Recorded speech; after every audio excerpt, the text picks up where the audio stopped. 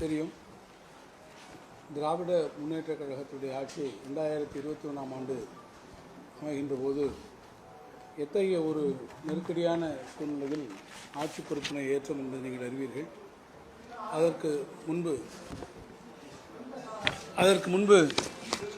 10 ஆண்டு காலம் நடைபெற்ற அதிமுக ஆட்சியினுடைய நிர்வாக சீர்கேடுகளினால் ஏற்பட்டிருந்த நிதி நெருக்கடி, அதைப்போல அடுத்து வந்த கொரோனா பெருந்தொற்றின் காரணமாக ஏற்பட்டிருந்த பொருளாதார நெருக்கடி ஆகியவற்றோடு ஊரடங்கு உத்தரவினால் ஏற்பட்டிருக்கக்கூடிய பல்வேறு நெருக்கடிகளுக்கு நடுவிலே திராவிட முன்னேற்றக் கழக ஆட்சி பொறுப்பேற்றிருந்த சூழ்நிலையிலும் மிக திறமையாக இவற்றை கழக ஆட்சி துவக்கத்திலே சமாளித்ததை நீங்கள் நன்றாக அறிவீர்கள்.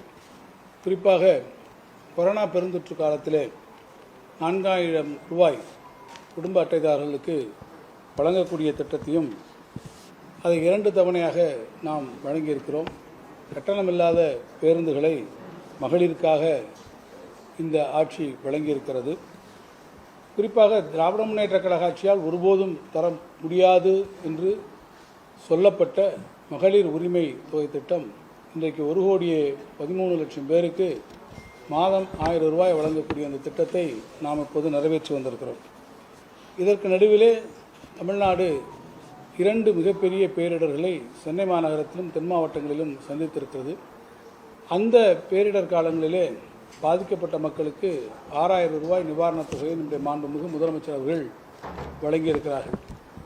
இந்த செய்தியாளர் சந்திப்புக்கு சற்று முன்பு கூட இவ்வளவு கடுமையான நிதி நெருக்கடிகள் சுமைகள் இருந்தபோதிலும் உங்கள் சிறப்பு பரிசாக 1000 ரூபாய் இன்றைக்கு மாண்புமிகு முதலமைச்சர்கள் அவர்கள் தமிழ்நாடு மக்கள் மனம் மகிழத்தக்க அளவிற்கு வந்திருக்கிறார்கள்.